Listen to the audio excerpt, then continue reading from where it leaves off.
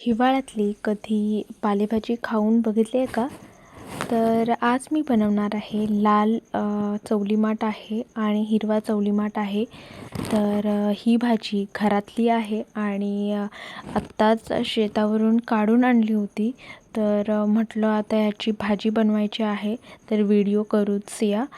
तर ही जी भाजी आहे ती हिरव्या पालेभाज्या तुम्हाला तर माहिती आहे खाण्यासाठी खूप चांगल्या असतात. त्याच्यातून आपल्याला जीवनसत्व चांगले मिळतात आणि आजारी पण माणूस पडत नाही.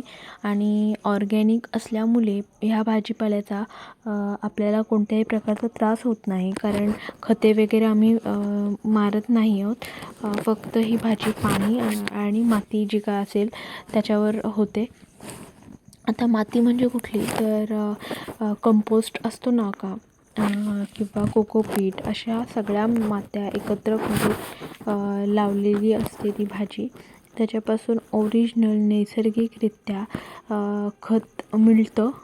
त्याच्यामुळे त्याच्यात एक्स्ट्रा टाकायची गरज नसते. तर ही मी भाजी स्वच्छ धुवून घेतली आणि अशी कट करत आहे. आणि कोवळी असल्यामुळे त्याचे असे मोठे मोठे जरी तुकडे केले तरी ते बरोबरच होणार आहेत, कारण भाजी खूप कोवळी आहे आणि खूप चविष्ट लागते. तर काही लोक या अशा पालेभाज्यांमध्ये आहे ना ओला खोबरा टाकतात. ओला खोबरा पण छान लागतो पालेभाजीमध्ये. आणि काही लोक आहेत जी ह्याच्यामध्ये कोथिंबीरसुद्धा टाकतात, पण हे असं काही करायचं नसतं. आता जर तुमची ती पालेभाजी आहे त्याच्यामध्ये कोथिंबीर टाकण्यात काहीच अर्थ नाही आहे ना. तर इथे मी कढईमध्ये तेल टाकला, कांदा बारीक चिरून घेतला होता तो टाकला आणि 4 मिरच्यांचे तुकडे ते टाकले. सोबतच मी टोमॅटो पण घेतला, तो सुद्धा ह्याच्यामध्ये टाकला. टोमॅटो ऑप्शनल आहे, तुम्हाला टाकायचं असेल तर तुम्ही टाकू शकता. पण मोस्टली मला जेव्हा बाहेर जेवण म्हणजे बाहेर पालेभाजी घेऊन जायची असते तेव्हा मी टोमॅटो ऑप्शन स्किप करते. मी टोमॅटो टाकत नाही, कारण मग ती भाजी खराब व्हायला नको म्हणून. पण दुसरा ऑप्शन आहे की तुम्ही जेव्हा घरात वगैरे असता, आता ही भाजी मी घरात असताना केलेली आहे, घरातल्यांसाठी केलेली आहे, त्याच्यामुळे टोमॅटो मी इथे यूज केलेला आहे. सोबतच मी आता हळद टाकलेली आहे. तर ही अशी मस्त टोमॅटो आणि कांदा पूर्ण असं शिजवून घ्यायचा. शिजवून घेतल्यानंतर मग आपली जी पालेभाजी आपण कट केलेली आहे ना, तर ती ह्याच्यामध्ये टाकून घ्यायची. बरं, आता तुम्हाला वाटेल की पातेला खूप मोठा आहे आणि भाजी खूप जास्त आहे, पातेला खूप छोटा आहे आणि भाजी खूप जास्त आहे, असं काहीही नाही आहे. कारण प्रॉब्लेम कसं होतं, आपण ही भाजी जेव्हा कापतो ना तेव्हा अशी तितकीच दिसते ती जास्त, आणि नंतर मग ती थोडीशी वाफेने शिजली ना की मग बरोबर होते, ती कमी होते.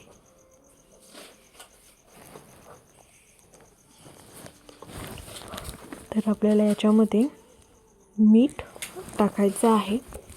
सोबतच आपण ह्याच्यामध्ये जास्त काय पाणी वगैरे टाकत नाही, पण कधी कधी अशी सिच्युएशन येते थोडं पाणी टाकायला लागतो. त्याचं कारण असं की थोडासा जलायला नको खालचा भाग, त्याच्यामुळे हा पाणी टाकायला लागतो.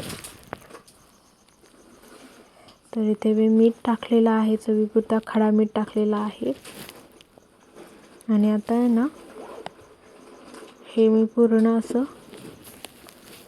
झाकण ठेवणार आहे. तर इथे मी ना पाणी थोडंसं टाकला होता, म्हणजे सगळीकडून तो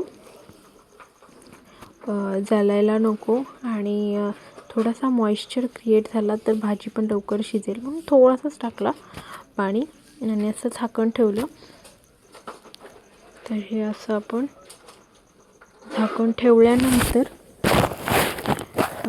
एक 10 ते 15 मिनटं भाजी तशीच ठेवली होती. आणि बघा भाजी किती होती आणि किती झाली. तर खायला खूप अप्रतिम लागते भाकरीसोबत, गरम गरम भाकरीसोबत गरम गरम भाजी. तर हे असं मी परतवून घेतलं. आणि थोडंसं झाकण ठेवायचं. आणि झाकण ठेवल्यानंतर ही बघा मस्त भाजी झालेली आहे, खायला रेडी.